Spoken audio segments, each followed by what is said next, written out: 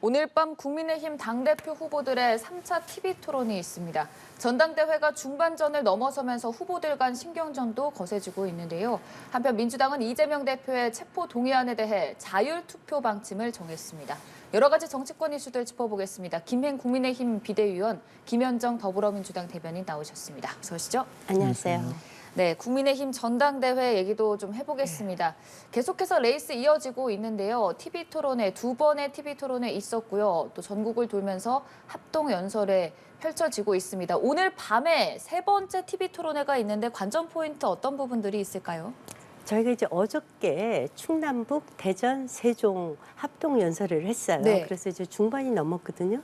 그러면서 이전에 합동 연설을 해야 하고 확실하게 다른 것은 이제 그 지지자들이 확실하게 응집을 너무 해서 어저께는 보니까 좋게 보면 뜨거웠지만 또 나쁘게 보면은 너무 과열이 돼갖고 이러다 좀 사고 나지 않을까. 그래서 저희가 굉장히 신경을 많이 썼습니다. 네. 네. 너무 과열이 됐다고 하면 어떤 부분들을 그러니까 말씀을 하시는 뭐 걸까요? 이제 그 앞에 이제 들어가는 입구서부터 서로 지지자들이 좋은 위치를 차지하려고 하고 뭐 이제 상대 후보가 연설을 하면 막 야유를 하기도 하고 중간에 빠져나가기도 하고 뭐 이런 양상을 저희가 선관위에서 지금 철저하게 통제를 하고 있어요. 그래서 이제 오늘 저녁에 있을 TV 토론도 그러한 의미에서 보자면 굉장히 과열되지 않을까 그런 생각을 합니다. 네, 그 맥락에서 후보들의 좀 거센 말들도 논란이 되기도 했었는데 뭐 부울경부터 시작을 해서 호남 그리고 이제 충청권까지 합동 연설회를 했고요. TV 토론회도 계속해서 진행 중입니다. 그동안을 좀 지켜봤을 때 그래도 이 레이스 과정에서 오히려 좀 플러스가 됐다는 후보 아니면 좀 마이너스가 됐다는 후보 있을까요? 제가 봤을 때는 황교안 후보가 네. 가장 득점을 많이 한 것 같고 그다음에 이제 천하람 후보 그리고 이제 안철수 후보 그리고 김기현 후보 순으로 이 TV 토론에서의 득점과 이제 그 실점의 순서가 그 정도로 매기는 게 제가 봤을 때는 맞는 것 같아요. 네. 그러니까 특히 황교안 후보 같은 경우는 의외로 이분이 처음에 이제 너무 이제 구구적인 이미지가 강했잖아요. 부정 선거 이런 얘기만 자꾸 하셔가지고. 근데 이번에 의외로 그리고 또 이제 정통 보수를 자임하면서 김기현 후보랑 단일화 얘기도 나오고 있었잖아요. 그런데 첫 토론회에서 김기현의 땅 투기권을 딱 그 지적하면서 사퇴하라고 이렇게 얘기하면서 주가가 많이 올라갔어요.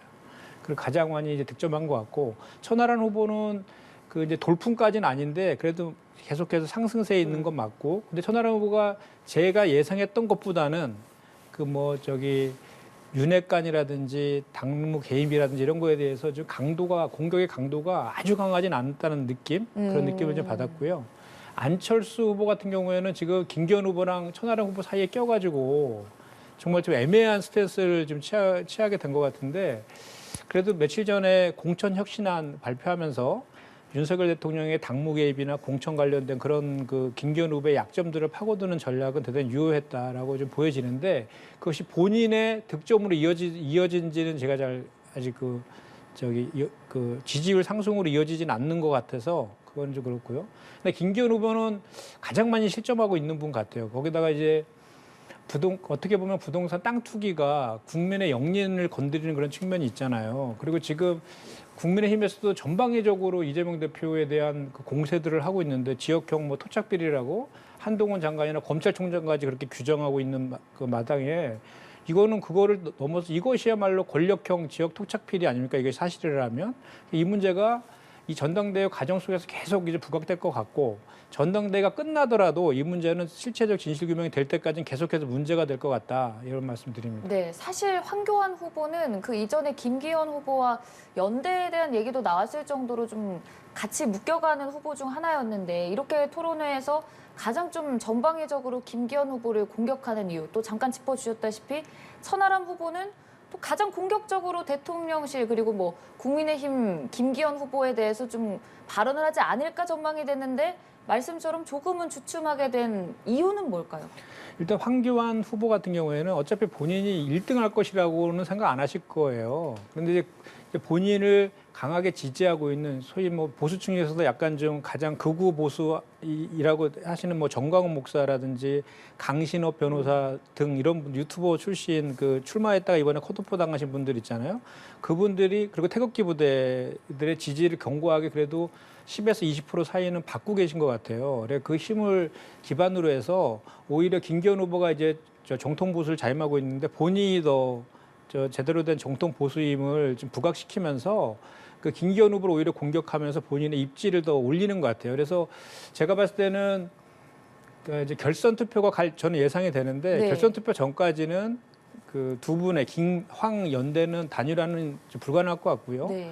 이렇게 본인의 몸집을 키워서 이제 결선에 갔을 경우에 아무래도 황교안 그 후보를 지지하는 당원들 같은 경우는 김기현 후보를 지지할 가능성이 높거든요. 그 과정에서 이제 본인의 향후의 정치적 입지, 총선과 관련된 또는 그 당내에서의 본인의 지분 이런 것들을 챙기려고 하는 정치적 속셈이 있는 것 같다는 생각입니다. 네. 네. 사실 그리고 그 천하람 후보 같은 경우에는 사실 지금 안철수 후보가 애매해져서 이제 김기현 후보를 강하게 공격하고 있거든요. 특히 이제 대표적인 게 좀 전에도 제가 말씀드렸지만 이제 공천 혁신안을 제시했잖아요. 그래서 당원들에게 책임 당원들에게 공천권을 많이 돌려주겠다 이런 식으로 해서 김기현 후보가 저는 예상컨대 그 공천과 관련된 좀 윤석열 대통령의 당무 공천 개입이나 이런 거에 대한 우려들을 불씨시키는 뭔가의 공약들을 낼 줄 알았는데 아직 그렇게 내지는 않고 있고 오히려 뭐 방송에 나와서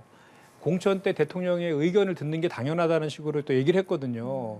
그래서 그거 관련해서는 안철수 후보가 공격을 참 잘한 것 같고 김기현 후보 같은 경우는 이제 악재가 많이 있는 것 같아요. 공천 혁신에 대한 구체적인 그 공약도 좀 본인이 지금 내야 될 것 같고 그다음 땅 투기에 대한 명확한 입장도 본인이 설명을 해내야 되는 그런 이제 악재들이 겹쳐 있다 이렇게 판단합니다. 네, 그 이전에 좀 분석이 나왔던 것과는 상이한 양상으로 조금씩 흘러가고 있는데 사실 뭐 황교안 후보가 토론회를 통해서 김기현 후보에 대한 울산 부동산 의혹을 좀 공격적으로 제시를 하기도 했고요. 후보 간의 연대도 이에 따라서 조금 지각 변동이 일어나는 듯한 모습입니다. 내부적으로 봤을 때 어떤 기류 읽힙니까? 저희가 이제 이번 이제 네 분의 경쟁자 중에서 현장에서도 가장 네거티브를 많이 하는 분이 황교안 후보세요. 이분은 비단 이제 김기현 후보뿐만이 아니라 안철수, 천하람 후보한테도 굉장한 네거티브를 하셔서 저희도 깜짝 놀랄 정도예요. 그런데 이제 땅 투기 의혹과 관련해서 저희 지도부에서 조사를 했습니다. 그랬더니 이렇게 말씀하세요. 저희는 특정 후보 편을 들 이유가 없습니다. 1998년도에 당시 교회에 이분이 교회 장로님이세요. 교회에 같은 교인이 너무 상황이 어려워졌으니까 땅을 좀 사달라 이렇게 부탁을 했대요.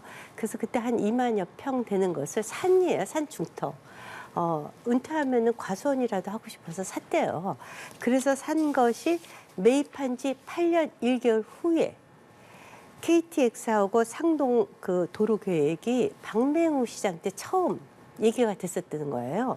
그래서 만약에 그 도로가 생기더라도 이것은 터널로 생길 수뿐이 없어요. 근데 터널로 생기면 그 위에 터널 위에 있는 땅은 더 땅값이 더 내려갑니다.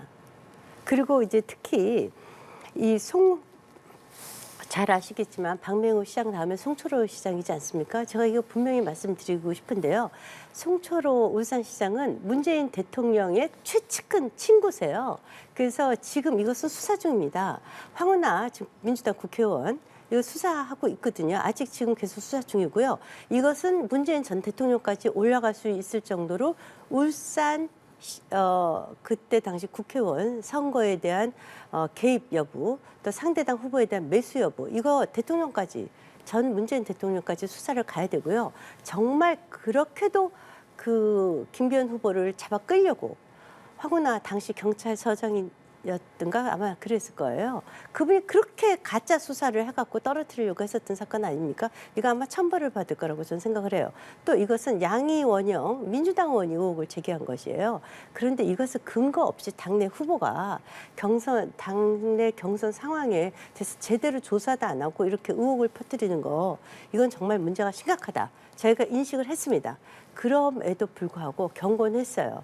그럼에도 불구하고 직접 경고를 주지 못하는 지도부의 고충이 있습니다. 네. 이거 처음 말씀드리는데요. 저희가 정식으로 경고를 주게 되면 TV 토론은 한 번 못 나가게 돼 있어요. 그러면 이거가 굉장히 문제가 커질 것 같아요. 왜냐하면 너무나 과열돼 있기 때문에 만약에 저희 지도부는 이 내부는 끝까지 경선에 끌고 가는 게 목표입니다. 안 그러면 중간에 경선이 깨질 수가 있거든요.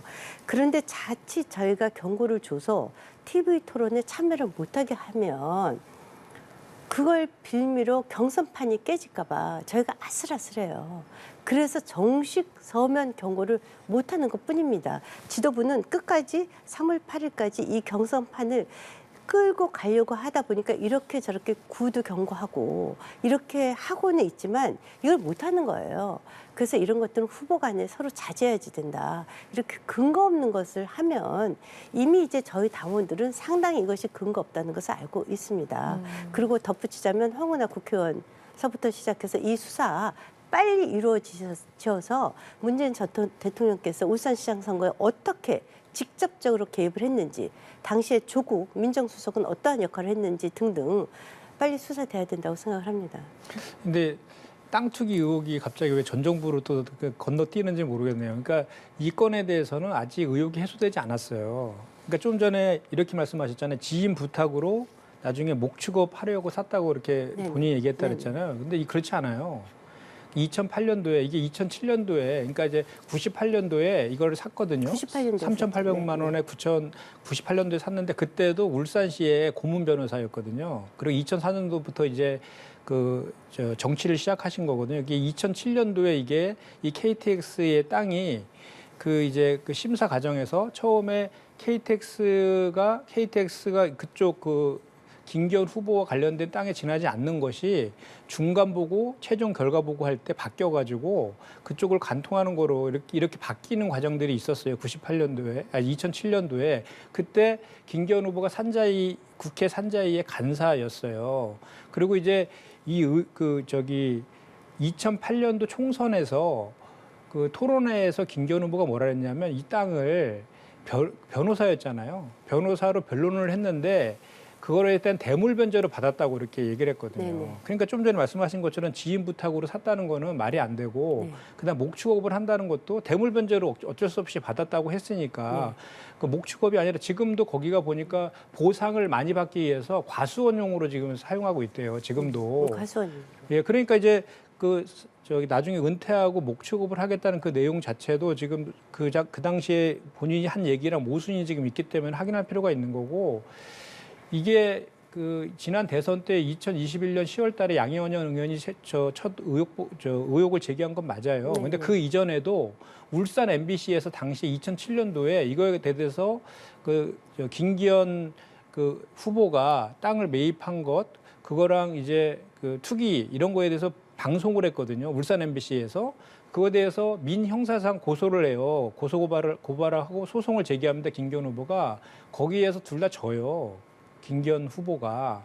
그 판결문에 보면 의혹이 있다라고 적시되어 있거든요. 그게 아직 끝난 게 아니고 또 김기현 후보가 토론회에서 보니까 당시에 울산시 의회를 민주당에서 장악하고 있었고 행정사무감사를 통해서 다 탈탈 털었다 이렇게 얘기하던데 행정사무감사는 강제 수사력이 없어요. 한계가 있고 또 2021년 10월 달부터 첫 의혹 제기하고 그때 한참 대선의 한복판이었잖아요. 그래서 제대로 된 수사가 진행되지 못했어요, 조사가. 그래서 소환 조사도 한 번도 이루어지지도 않았고요. 압수수색도 한 건 없었어요. 만약에 지금 우리 이재명 당대표에 대한 잣대로 했으면 벌써 그래도 소환 조사, 압수수색 한 번씩은 적어도 했어야 되지 않아요. 그래서 그 수사가 제대로 이루어지지 않았기 때문에 좀 전에 울산 MBC와 관련된 소송건이라든지 또 본인이 해명한 내용들이 명쾌하게 클리어된 게 전혀 없어요. 그래서 네. 이 건과 관련해서는 우리 김영 비대위원도 항상 저한테 하시는 말씀이 있잖아요. 이재명 대표 건은 우리 당내 경선에서 경쟁 후보가 문제 제기한 건데 왜 자꾸 우리 탓을 하느냐라고 하는데 이거 지금 똑같이 황교안 후보, 천하람 후보, 안철수 후보가 제기하고 있잖아요. 그러니까 네. 이거에 대한 실체적 규명을 하는 게 맞는 거고요.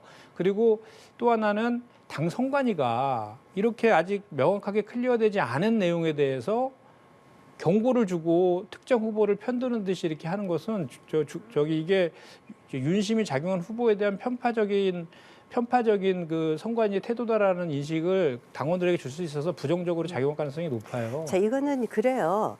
이것에 그 도로 계획을 세운 분이 민주당의 송철호 시장이십니다. 이분이 정말 그렇게 문제가 많았었더라면 얼마든지 도로 계획을 바꾸실 수 있었어요. 그래서 저는 이거 송철호 당시 울산시장께 여쭤보라고 정말. 당시 시장은 네. 박맹우 저 그 국민의힘 이후에 시장이었어요. 네, 처음에 간담회에서 시작이 됐고요. 이 도로 계획이 실제로 세워진 것은 송철호 그 다음에 민주당 시장 오거지로 시장 됐잖아요. 문재인 대통령까지 송철호 다 시장이 가입해서. 언제 됐어요? 그 박맹우 다음에 2008년도 됐잖아요. 네네. 이건 지금 그러니까 2007년도에 결정됐다니까요. 아니 그래서 그 도로 이런 의혹, 계획을 그래서 지금 실질적으로 이런 의혹까지 있어요. 뭐냐면 이 그 박맹우 의원이 3선을 하잖아요. 그 지자체장은 3선하면 더 이상 출마 못 하거든요. 그래서 그 김기현 후보의 그 지역구를 물려받아서 그 총선에서 물려받았거든요. 그래서 이 공천권하고 역사권을 맞바꿨다라는 의혹까지 지금 제기되고 있거든요. 네. 그거 잘 모르시는데 저희 당은요. 지방선거 3번 나오고 나서 중간에 쉬어도 그 다음에 출마 못하게 돼 있어요 지금. 그래서 그건 말이 안 되고요. 막 바꾼다는 게 또 하나 송철호 시장께서 바로 직후에 아니 그러니까 제가 말씀드린 거는 바꿔갖고 박맹우 의원이 당시에 김기현 국회의원 후보 지역구를 물려받은 거 맞잖아요. 네네. 예, 그러니까 그 말씀을 제가 드리는 거예요. 아니 그래서 뭐 그 당의 그 공천을 김기현 후보가 당시에 그 국회의원이 할 만한 그런 권한이 아니었었고요. 저희 당의 공천 시스템이 그렇게 되어 있지 않고요. 송철호 시장이 확정 계획이 수립된 것은 송철호 시장 때입니다. 그렇다면 박맹우 시장이 그렇게 진행돼 왔었다고 해도 얼마든지 뒤집어질 수 있었고요. 또 하나 저희가 당에서 이거 저희가 감출 이유도 없어요. 감출 이유도 아무것도 없고. 그러니까요. 그래서 지금 새 후보 다 소명 들었고요. 그래서 이것에 대한 경고를 나갔습니다. 다만 문서상으로 경고를 못한 것은 앞으로 이제 3월 8일까지 얼마 남지 않았는데 중간에 이것이 빌미가 돼서 혹시 그 드랍하는 후보가 있을까 봐 저희도 아주 조마조마하게 이 사자 경선 구도를 끌고 가는 중입니다. 그리고 제가 이 양희원영 의원께서 이것을 일찌감치 제기를 했었어요. 그리고 지금 가만히 계세요. 더 이상 얘기를 안 하세요. 아니요, 계속 얼마 전에도 기자회견 얼마 했잖아요. 전에도 했다가도 예. 또 가만히 계세요. 특별히 그러니까 이게 아까도 제가 말씀드렸지만 그래서 이제 저희는 지금 의혹제기만, 제가 지금 말씀드리는 거는요. 그 경선 과정에서 경선 후배들이 제기한 의혹에 대해서 제가 정리해서 말씀드리는 거거든요. 그래서 제가 말씀드리겠는데 이분이 이걸 처음 샀을 적에 당시 공시지가가 267원에서 432원이었었대요. 현재 공시지가가 1,120원에서 2,050원이라고 하고 팔릴 때 약 3만 원 정도로 거래가 된다고 해요. 민주당의 주장은 거기에 평당 183만 원이라는 거예요. 그래서 1,800배를 튕겼다. 그래서 이게 640억에 달한다. 아니 그래서 저희가 이번에 전당대회 갔더니 그 민주당에서 그를 막 플래카드를 엄청나게 써붙였더라고요. 아니 그 울산의 그 산골짜기의 땅을 어떤 제정신인 사람이 183만 원에 삽니까?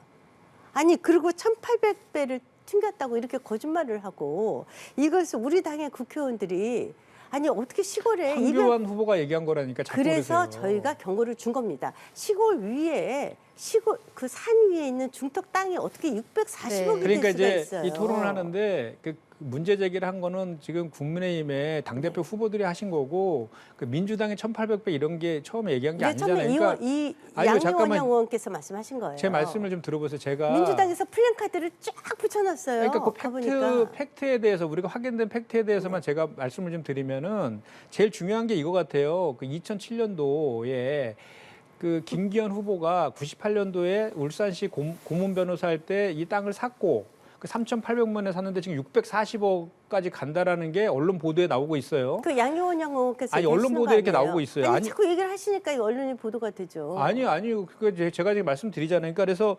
2007년도에 이게 그 노선 변경이 어떻게 됐는지를 확인해 보니까 이렇게 돼 있더라고요. 2007년도 8월 달에 착수 보고에서는 김기현 후보의 땅은 노선의 검토 대상이 아니었대요. 아니었는데 2007년 10월 달 경과 보고서에 김기현 후보의 땅이 터널 입구 설치 노선으로 제시가 됐대요. 그러니까 터널 입구 설치로 노선이 된 거고 그다음에 11월 달에 이제 기본 노선, 그러니까 김기현 땅을 지나는 KTX가 그러니까 기본 노선으로 바뀌었다는 겁니다. 그리고 2007년 12월 달에 그 변경안이 최종 그 보고에서 확정이 됐대요.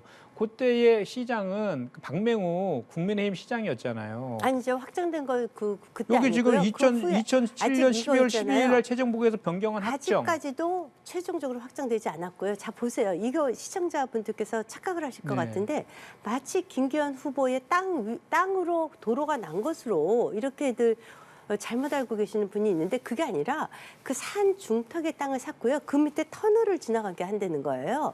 터널이 지나가면 그 위에 있는 땅들은 오히려 땅값이 더 떨어진대요. 그러니까 지금 제가 그래서- 그 말씀이에요. 그 말씀. 네. 그러니까 제가 지금 그거 다 말씀드린 거잖아요. 처음에 착수 보고에는 검토 대상 아니었다가 경과 보고에서 말씀하신 것처럼 그 터널 입구 그렇게 했다가 다시 땅을 지나가는 기본 노선 또 바뀌었다. 그것이 2007년 12월 때 최종 보고에서 변경안이 확정되었고 이 최종적인 할정은 도시계획심의위원회에서 확정하잖아요. 그게 이제 2008년도에 이렇게 그 도시계획위원회에서 최종적으로 가결됐다. 요거는 팩트인 것 같아요. 요걸 확인해 보시면 2008년도에 네. 그 시장이 누구였어요? 그러니까 변경안에 그게 대해 송철호 시장이었잖아요. 아니 그러니까 민주당의. 도시계획위원회에서 그건 하는 거기 아니 그 때문에 민주당의 송철호 그러니까 제가 시장이 요거 말씀드리는 거는 2008년도에 제가 지금 했잖아요. 요거는 사실이니까 그건 확인해 보시면 될 그래서 것 같고 오죽하면- 그래서 잠깐만요. 그래서 요 의혹이 네. 지금 말씀은 이제 이런저런 이제 주장들을 말씀하시는 거고 이런 의혹들이 아직 깔끔하게 마무리가 안 됐다는 거잖아요. 그러니까 요거는 마무리가 안 됐기 때문에 실체적인 진실을 국민의힘 당을 위해서라도 확인할 필요는 있는 거잖아요. 그래서 이게 의혹이라는 얘기, 너무 근거 없는 의혹이라는 것이 이거예요. 당시에 울산시의 고문 변호사 한 건 맞습니다. 그때 교회 장로이기도 하셨고 같은 교인한테 산 것도 맞아요. 그런데 그러고 나서 8년 1개월 후에 아무리 고문 변호사였어도 8년 1개월 후에 거기에 KTX가 지나갈 것을 아니 무슨 뭐 점쟁이에요. 그걸 어떻게 알고 그 땅을 살 수가 있겠어요. 알겠습니다. 또 하나 오죽하면은 이걸 640억 원이라고 부풀리니까 어떻게 시골에 산 위에 있는 산의 중턱 땅이 640억일 수가 있어요. 그러니까 본인이 얘기하잖아요. 내가 95% 세일해서 640억에 95% 세일해서 팔겠다라고 얘기를 하시잖아요. 왜냐하면 95% 세일하면은 얼마예요? 한 3, 4억 되죠? 그렇게 파시겠다는 거 아니에요, 지금. 그러니까 사세요, 대변인님. 95% 세일해 준다고 하니까 사세요. 저 같으면 3억 주고도 그 산 위에 산 중턱에 있는 땅 절대로 안 사요. 그 밑에 터널 지나가고 이러는데. 네, 알겠습니다. 오늘 토론회에서 또 국민의힘 후보들이 어떻게 또 공격하는지 한번 두고 보시죠. 김기현 후보의 부동산 의혹을 둘러싸고 말씀처럼 황교안 후보는 계속해서 이 의혹을 주장하고 있는 상황, 김기현 후보는 결백하다 하는 상황인데요. 이 두 자 이외에 또 안철수 후보와 천하람 후보는 또 다른 행보를 좀 보이는 것 같습니다. 원래 좀 연대 얘기가 나왔었는데 천하람 후보가 언론 인터뷰에서 이제는 자기가 안철수 후보와 연대하고 또 올라설 가능성도 있다 좀 자신감 있는 발언들을 내놓기도 하더라고요. 이런 상황에서 이태원 상권 같이 둘러보러 가자 안철수 후보에게 제안을 했습니다. 이거 어떤 의미로 좀 해석을 해볼 수 있을까요? 아까 그 제가 억울해서 조금 말씀드리면 저 640억 있으면 연합뉴스 TV 앞에 땅 살 것 같아요. 그 시골에 네, 산중턱에 알겠습니다.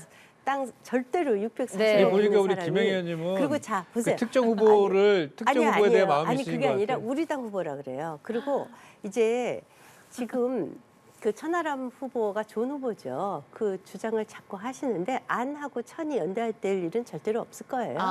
왜냐하면 이제 지금 이제 대개 그냥 일반 신문에 나오는 또 방송에 보도되는 여론조사를 보면 1강 2중 3 에다 한 분 약하고 이런 구도 같아요.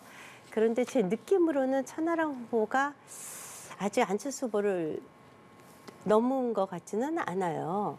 그 이유는 천하람 후보께서 좋은 후보이신데 저도 어저께 현장에서 만나서 그 얘기했어요. 이준석 박스에서 좀 벗어나와라. 그래야 표의 확장성이 있다. 그렇게 이준석 박스에 갇히면 제 느낌에 저희 당의 이준석 후보의 주장에 동조하는 표가 한 7에서 많게 보면 한 10% 정도일 것 같아요. 그것이 반드시 이제 이준석 개인보다는 이제 그 당내의 개혁 목소리도 포함되어 있을 수 있죠. 그래서 저도 그 얘기를 했어요. 그 박스에서 당신 살아남아야 넘어라. 이준석을 넘어라. 그리고 대통령과 협조해라. 그러지 않으면 당대표는 대통령과 협조해야 된다. 그것을 분명하게 이제부터 해라. 그랬더니 본인이 그렇게 하겠다고 얘기했어요. 그리고 지금 대통령에 대한 비난을 절대로 이 천하람 후보가 하고 있지 않습니다. 그런데 2등 후보가 3등 후보 지금 현재 스탠스로 보자면 하고 연대를 할 리는 사실 없죠. 그러면 1강 2중 1약이라고 일약, 했던 게 네. 어떤 후보를 의미하는 건가요? 대개 이제 1강은 뭐 언론 보도에 보시다시피 이제 김기현 후보가 1강이고 이제 안철수, 천하람, 그다음에 황교안 이렇게 되는 것 같아요. 그러다 보니까 이제 TV 토론에서 나머지 세 후보가 1강 후보한테 이제 집중적으로 견제구를 날리는 것은 너무나 당연한 선거 전략이다. 저는 이렇게 봅니다. 네, 이준석 대표에게서 벗어나라라는 조언하에 천하람 후보도 좀 그런 움직임을 보이려고 한다는 의지를 표명을 해주셨는데 봤을 때 좀 그래 보입니까?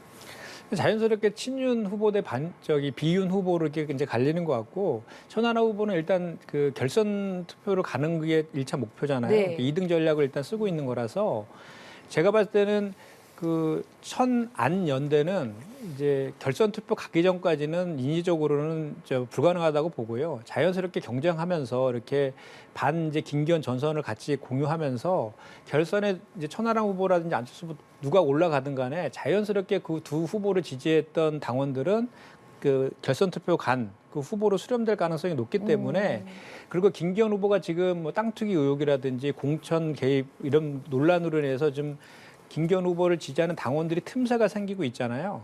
그런 틈새들을 좀 이렇게 천 안쪽으로 끌어오는 그래서 천안의 영토를 좀 확장시키려는 의도가 좀 밑에 깔려 있는 것 같아요. 네, 참 열기가 뜨겁습니다. 오늘 밤에 TV 토론에도 여러 가지 얘기들이 오고 갈 것 같은데요. 국민의힘 상황은 여기서 좀 마무리 짓도록 하고 민주당 얘기도 짚어보겠습니다.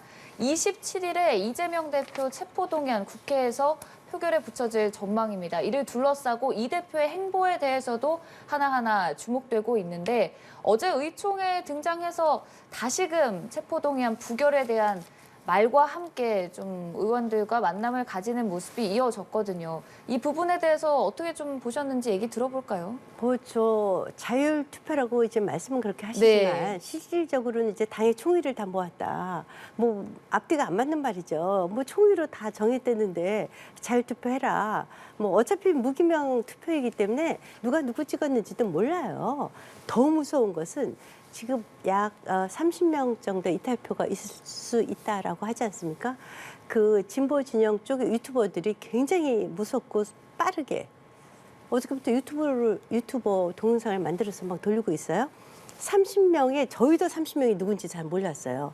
그런데 예를 들자면 가나다 순으로 해서 강준현, 고영인, 권인수, 김영배, 김종민, 서동영, 송갑석, 송기현, 송옥주, 양기대 뭐 등등등 이 사람 다 죽여야 된다라고 유튜브 방송이 막 난리가 났어요. 그리고 이분들한테 소위 말하는 개딸들의 문자 폭탄. 전 정말 이 공포 정치예요. 그리고 심지어는 어떤 분은 이 중에 특히 뭐 그 전춘숙 그 권인숙은 완전히 매장시켜야 된다 막 이런 식의 유튜버 방송들을 하는 거 보고 이분들이 도대체 이렇게 무섭게 공포 정치를 한다는 것에 대해서 오죽하면 조정훈 의원께서 본인 핸드폰이 너덜너덜하대요. 본인도 하도 개딸들이 공포 문자를 보내서 그리고 정의당 의원들 있지 않습니까? 그분들한테도 문자 폭탄이 지금 가고 있어요. 이게 도대체 정상적인 정치 시스템이 아니죠. 네. 저는 진짜 이것에 대해서 개탄을 금할 수가 없어요. 이게 어제 의총 때 그러니까 한 이른바 비명계 의원들 한 30명 정도가 불참을 했다라는 소식이 전해지면서 사실 이 체포동의안이 부결된다, 가결된다 얘기가 나올 때 민주당에서 28명의 이탈표만 나와도 가결이 될 수가 있다라는 해석과 합쳐지며 좀 지지자들이 비판을 하는 양상이 이어졌다라고 말씀을 해주시는 것 같은데 이런 부분은 기우라고 보세요? 그렇죠. 그리고 국민의힘의 바람이죠. 우리 민주당을 이렇게 분열시켜서 총선에서 이기려고 우리 이재명 대표 답정 기소해서 계속 흠집내기 위해서 총선에서 이기려고 하는 그런 이제 전략적 의도인 거죠. 그래서 이번에 어제 의총에서 이제 저희가 169명 아닙니까 의원이? 의총에서 항상 그 일정 수의 의원들은 다 바쁘시잖아요. 그래서 100% 다 참석 하지 않는 게 오히려 자연스러웠고 어제 의총에서는 뭐 소위 말하는 이재명 대표에서 가장 비판적인 서른 의원조차도 네. 이거는 그 기본적인 구속 영장의 청구 요건조차도 갖추지 못한 야당 대표 망신주기용 그 영장 청구 쇼다라고 하면서 이거 부결시켜야 된다고 얘기하셨거든요.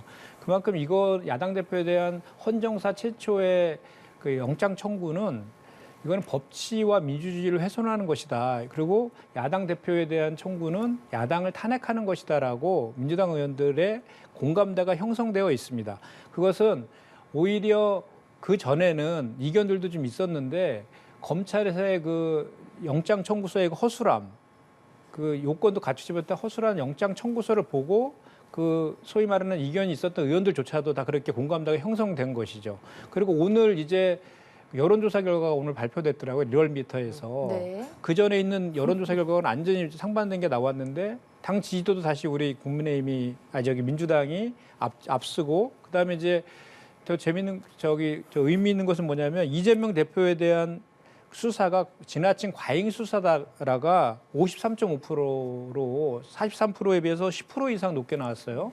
그리고 검찰 공화국이다라는 인식이 57.5% 이렇게 나와 있습니다. 그러니까 이제 국민들도 이렇게 검찰권 남용 그리고 수사안이 정치라는 거에 대해서 국민들도 이제 그 실체를 알아가면서 이게 정치 탄압이다, 야당 탄압이다는 쪽으로 수렴되고 있다. 그래서 이거는 우리가 굳이 당론으로 이거를 뭐 표결을 하지 않더라도 압도적으로 그 자연스럽게 부결될 것이다라는 게 어제 의총의 총의이라고 이제 원내대표가 발표까지 한 거죠. 네, 이 대표가 뭐 영장과 관련해서 아무리 봐도 뭐 돈 관련된 내용은 없다 이런 말도 했더라고요. 이거는 어떤 의미입니까?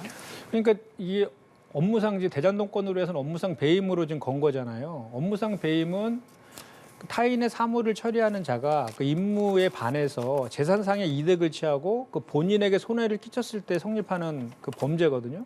근데 이재명 대표는 지금까지 단 1원도 받은 게 증명된 게 전혀 없잖아요. 그래서 그거를 입증하기 위해서 검찰에서 계속해서 그 428억 약속과 관련된 것들을 계속해서 언론을 플레이를 했잖아요. 지난 4개월 동안 대대적으로 보도하지 않았습니까? 그런데 실제로 그거에 대해서 이번에 영장에는 적시도 못했어요. 왜? 증거가 없으니까. 그리고 또 그 본인인 성남시를 얘기하는 거예요. 성남시와 성남도시개발공사에 어떤 손해를 끼친 게 없어요. 오히려 지자체 중에서 가장 많은 5,503억을 공이 한수한 그런 내용이거든요. 이거를 배임으로 엮는다는 것은 그 무리한 법 적용이다라고 할 수밖에 없는 거고 하다못해 민간 기업 같은 경우도요. 그 대표이사가 잘못된 결정으로 인해서 회사가 파산되더라도 본인의 사익을 취하지 않으면 배임죄로 처벌되지 않습니다. 그리고 또 공공성이 되게 중시되는 국가나 지자체 같은 경우는 그 정책적인 결정을 하는 데 있어서 훨씬 더 많은 광범위한 재량이 주어진 게 우리 법 체계거든요.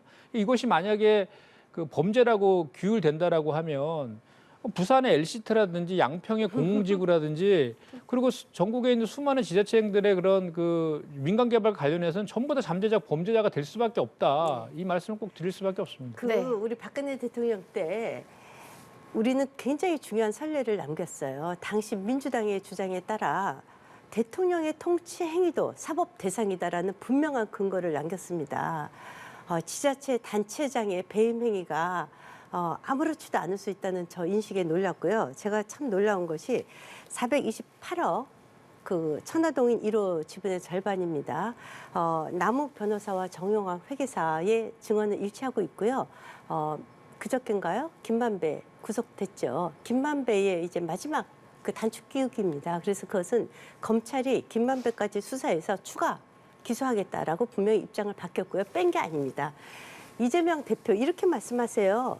428억 그분의 얘기가 영장에 전혀 없다. 제가 이분이 얼마나 야비한 인분인지 알았어요. 아니 이분이 언제 김만배를 그분이라고 했는지 모르겠어요. 형수한테도 막 욕하고 이런 분이 갑자기 김만배가 그분이 됐어요. 아니 이분의 그 조변 섞게 하는 그 휘황찬란한 언어술에 대해서 정말 기가 찰 정도이고요. 428억 기소될 겁니다. 그러니까 걱정하지 마시고요. 아니 그러면은 428억을 명확하게 입증한 다음에 그 영장을 쳐두셔야죠. 왜 허술하게 요건도 안 된 것 갖다가 칩니까? 그거는 뺀 나머지도 너무나 중대한 범죄가 많아서 한 것일 뿐이고요.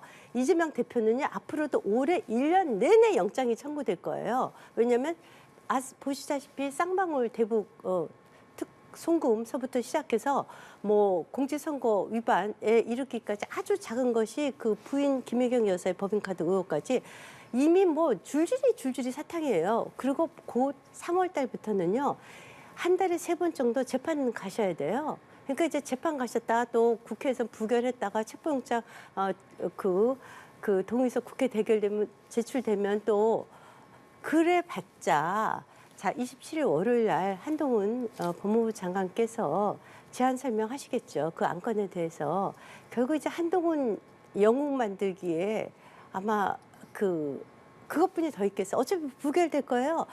아니 지난 정권에서 결국은 윤석열 영웅 만든 거 아닙니까? 그래서 정권 뺏겼잖아요. 이제 한동훈 영웅 만들기 말고는 아무런 실익이 없어요. 근데- 얼마나 설명을 잘할 겁니까? 근데 그 천공을 한번 만나신 것 같기도 하고 이렇게 예측을 하는데 전부 다 이렇게 단정적으로 뭐 네. 얼마 전에 그게 다 사실인가 보네요. 그러니까 뭐예요? 저 대통령실에서 이번에 체포동의안 부결시키면 계속 칠 거다 이렇게 얘기하고 또 아니, 그거 달려진 거죠. 한동훈 장관 검찰총장도 네. 지역 토착필이다 인적 네. 물적 증거가 충분히 있다 이렇게 얘기하던데 이게 전부 다 국민의힘이랑 다 이렇게 서로 다 이렇게 내용을 공유하시나 봐요. 알겠습니다. 그리고 그래서 월요일 날 그리고요 잠깐만 제가 알겠습니다. 말이 아직 안 끝났으니까 네. 이 지금 제가 좀 전에 그 여론조사 결과 말씀드렸잖아요. 검찰에서 무리하게 그 영장 청구를 하니까 그 내용을 보고 네. 이제 국민들조차도 이거 너무 검찰이 무도하게 이렇게 청구 무리하게 알겠습니다. 하는구나라고 인식하고 계시다는 그게 네, 점점 이제 알겠습니다. 그 여기서 폭이 마무리 넓어질 짓도록 거예요. 하죠. 네, 지금까지 김현정 대변인 김행 비대위원과 함께했습니다. 고맙습니다. 감사합니다.